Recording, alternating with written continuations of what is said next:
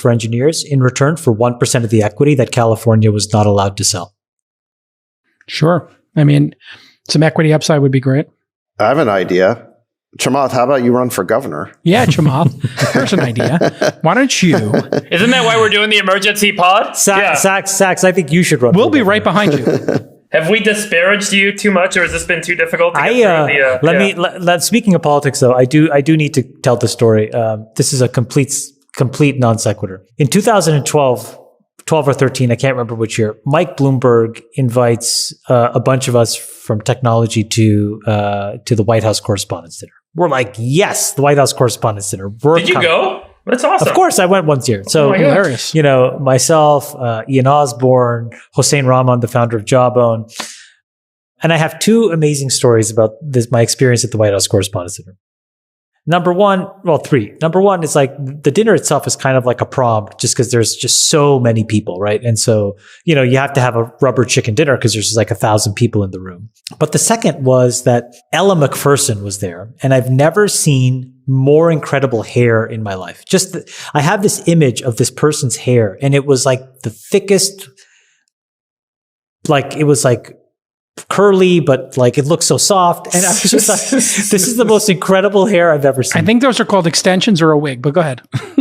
It didn't look like that. It looked like real hair, but it looked incredible. Like a lion, like the mane of a lion. And then the third story is we're in a reception. There's an after party at the French ambassador's place. I start talking to this person randomly, and there's like all these stars everywhere. But I just start talking to this person, and she's very chatty, and I'm chatty, blah blah blah blah blah. We're talking, and then at the end of this like sort of like 5-minute conversation, and we had not really introduced each other. She just kind of said, "Hey," and I said, "Hi," and so we started talking. And she says to me, "Do you mind if we take a picture?" And I'm like, yeah, of course. And I had no idea what was coming. So I was like, so we take a picture, and she turns to me and she says, I think you're really fantastic in Parks and Recreation. Oh my Lord. And I thought, so hard, you Chamath. thought I was Aziz Ansari?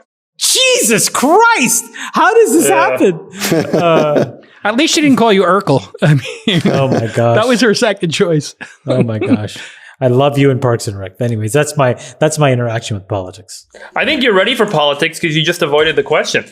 No. Look, let's be really honest. Like, I'm not ready to do any of that. What I need to do is I need to figure out, A, my business and where it's going, and then B, I do think it's worth figuring out what are the conflict of interest laws and what do you have to do if all of this were to come to pass, because I could not make a credible decision unless I knew that, because I just have things that I want to do. And that to me are the most important things. Like, I'll just be really honest with you. Like, I'm working on something in batteries that I think it's important for a lot of places, much, more than just California. And so like, if I have to abandon this battery project, I wouldn't do it, just that simple. So I got to figure that out.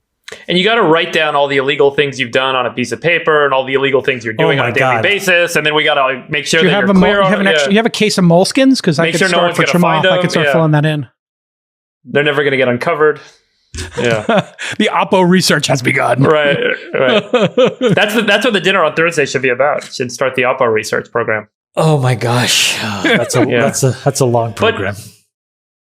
But there's certainly a groundswell in interest, right, Sacks? And there's certainly it's crazy. I think Chamath has a lot of folks that love his passion and the way he speaks to them, and that he has a real sense for what I think people are feeling, and can speak to that, and obviously has experience in kind of making decisions and allocating resources, right? So, I think there's a lot of interest, Chamath, and a lot of drive to see you. Here's what I'll say. Shit or get off the pot. Here's what I'll say.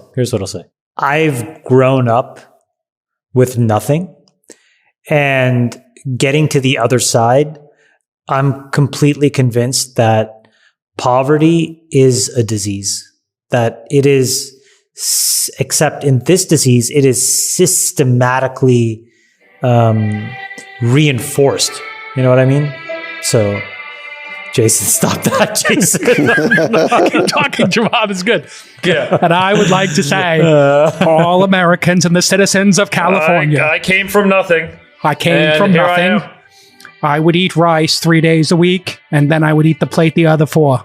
By the way, the reality is that if I were to do it, if like all the checks came back and it seemed like it was a plausible thing, I would only do it for the 18 months and just kind of, but you'd have to get elected on a mandate where it was so clear that it's like all of California wanted these 5 or 6 laws to pass. Like, I think it's like, you're not running a candidate, you're running a platform. So it doesn't matter who it is.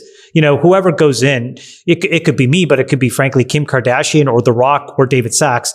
I think what's really important is we should get alignment on a handful of laws that change the trajectory of the state. And the reason why that's important is if those laws can pass and the state turns around, then that's a roadmap for the other 49 states. And I think that's a big deal. That's a really big deal. I think it's about getting adoption of a playbook, a playbook to fix California. And if that playbook is something that a group of people from different parties and different backgrounds can coalesce around, and publish that playbook in a way that's easily understood, and you can take it and run it. Let's each pick what our top item would be. For me, it's the building of multi-family unit housing. I think would be in my top 3. What's in your top 3, Sacks? Well, if I were to write a sort of catchphrase for a campaign, it would not be make California great again, but it would be something more like tough and tolerant, because that's what I think California wants. So tolerant on LGBTQ rights, tolerant towards people of different nationalities, towards immigration, tolerant on social issues. But I think what Californians really want now is tough on crime, tough on hard drugs, negotiate tougher deals with these unions and special interests who are just pillaging the state. And frankly, tougher on the politicians, because they're making it too tough on the people to live and to run their businesses. And, we need to make it easier on the people and tougher on the politicians. Friedberg, what do you got in your top 3 items? If we could only put 3 items on the docket, 1, 2, and 3, I think creating much more affordable housing through multifamily, going up as opposed to building out, and just allowing, anybody who wants to add a couple of stories, and just more housing would lower the price of housing. And maybe we have to change, the taxation and maybe evaluate the value of homes, because right now you buy a home in 1970 for $50K, you're paying 1% of that for the rest of your life, right? Which then makes it impossible to move, and you got 2 people living in a 5,000 square foot home because they can't move because their tax basis is so low on it, right? What do you got, Friedberg? I mean, look, the challenge is with any one of these things, you have to balance it. It's like we talked about last time. We talked about adding a transaction tax to trading on markets, but you also have to get rid of the capital gains tax, right? If you're going to get rid of that, that proposition that locks in the property tax rate, I think it's Prop 13, right, Sacks? If you're going to get rid of Prop 13, you've got to phase it out over time. But to create the opportunity on the other side, which means how do you create more affordable housing at the same time that you get rid of Prop 13? You've got to enable, as you pointed out, the ability for more rapid housing to be developed, and dropping regulatory constraints, and maybe removing some of the union pricing and some of the work that gets done in the supply chain and so on. And so, I think it's about the balanced trade-off amongst these things. If we're going to talk about trying to keep the top 40,000 households in California, and you're going to drop the tax rate on them to keep them here, which is an extremely controversial anti-populist move, and right now, you'd have to find another way to kind of resolve that gap, or at the same time kind of reduce the cost of our top cost is education. So you need education reform. Our second top cost is healthcare. And other related services, and how do you resolve that? That there's a lot of structural things in there. There's probably a checklist of 10 things that you would say, let's go negotiate better prescription drug prices. Let's make the services more efficient, meaning how many patients does a doctor get to see per hour, per day, per year, per week, whatever. There's all these things that you kind of go through, and you can make each one of those dollars that are being spent more efficient. So as much as I'd love to kind of rattle it up to 3 different things, this is a management problem. And, as those of us who have run businesses that are struggling or challenged have experienced, there isn't one thing to do to fix a problem when something is not operating well. But it really does come down to talent. And so, I would think that the people that are sitting in those assembly and Senate seats need to be the right people. And the person sitting in the governor's mansion needs to be the right person who will surround him or herself with the right people who are operators and managers and leaders who know how to resolve these problems and go through and do just like that guy did in Dave with the napkin and, write out, look, here's the 10 simple things we can do to fix HHS, and here's the 10 simple things we can do to fix higher education, and go in and cut half the expense. And if you cut half the expense, you have a lot of things you can start to do. And so, I don't have a simple answer for you, JCal, but I think it comes down to balance. Would you say school vouchers, since you brought up education, are the quickest solution there to create more competition quickly by giving parents the ability to take their voucher and go to whatever school they want? I'll be honest, I haven't read enough on school vouchers to know the ramifications of the programs that have been proposed. So I'm not going to be very thoughtful in that. Well, I'll speak in favor of the idea of giving parents more choice. I mean, these schools are they being run for the students or for the special interest? Because right now the parents don't really get any choice. I mean, look, if we can recall the governor, why can't the parents of a school recall the headmaster? I mean, why don't we give them the ability to circulate a petition if they're unhappy? I think in the case of the governor recall, if we get 12% of voters to sign the recall petition, then you get a recall election. So what if you had a system where the parents of a school could sign a petition and then they vote? And if the majority of the 100%. Majority of the parents vote to recall a school, then they can basically replace the headmaster and run it in a different way. Why shouldn't they have that choice? It's crazy to me. Well, they're paying. For who's That's why. Let me give you a little math I just did on my calculator here. So the average student in California costs $18,000 a year, roughly. Okay. And we have a classroom size on average of about 25 students. It's actually higher than the national average. So you multiply 18,000 by 25, that's $450,000 per classroom. Okay. Now how much does a teacher cost?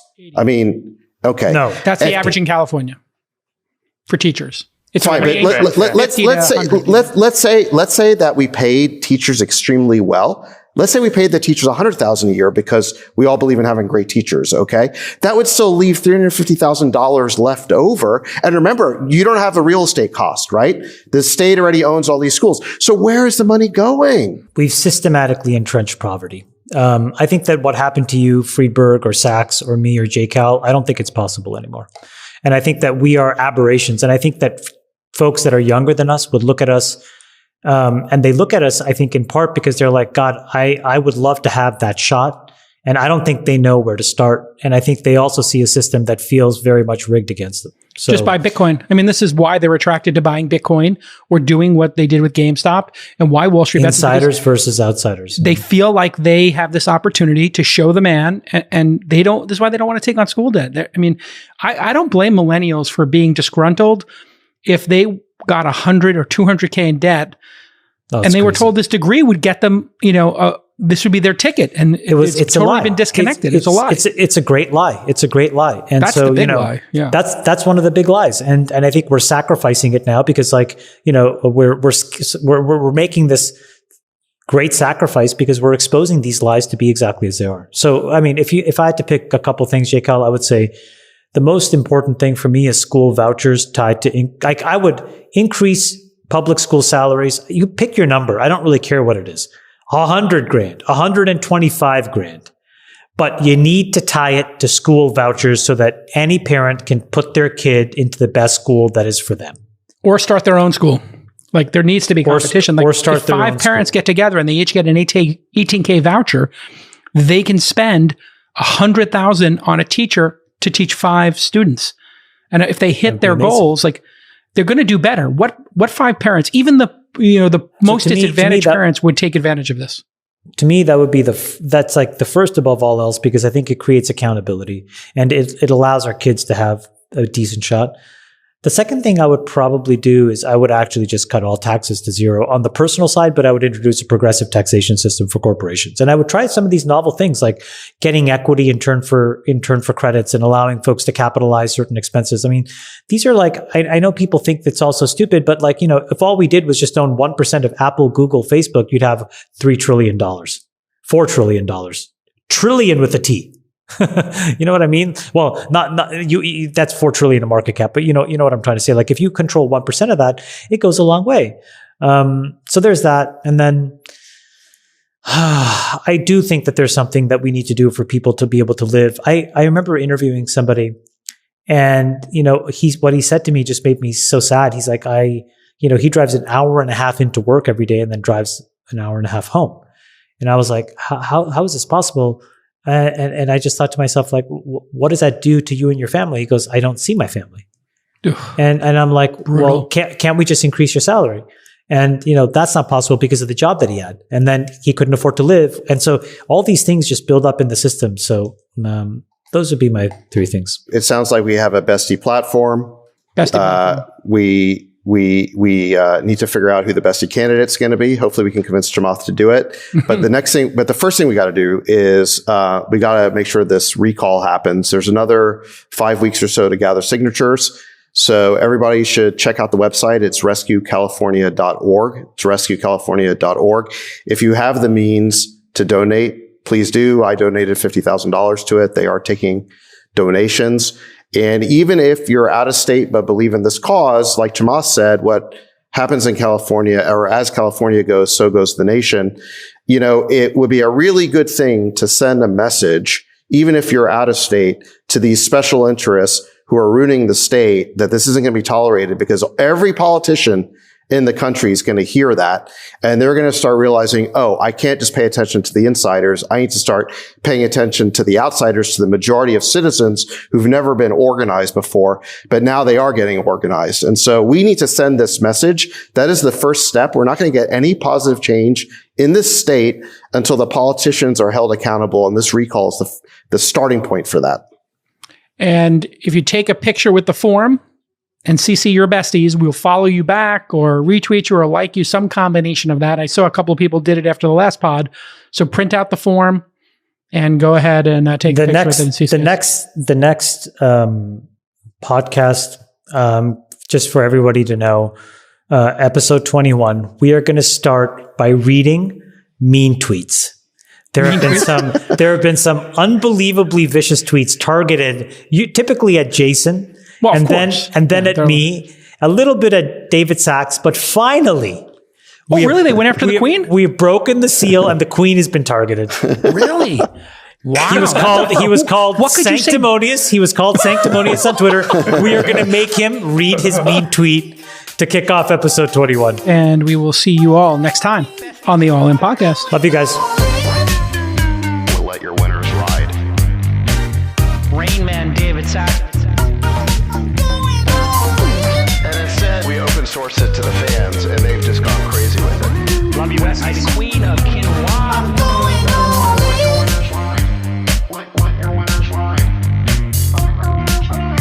Besties are gone. 13.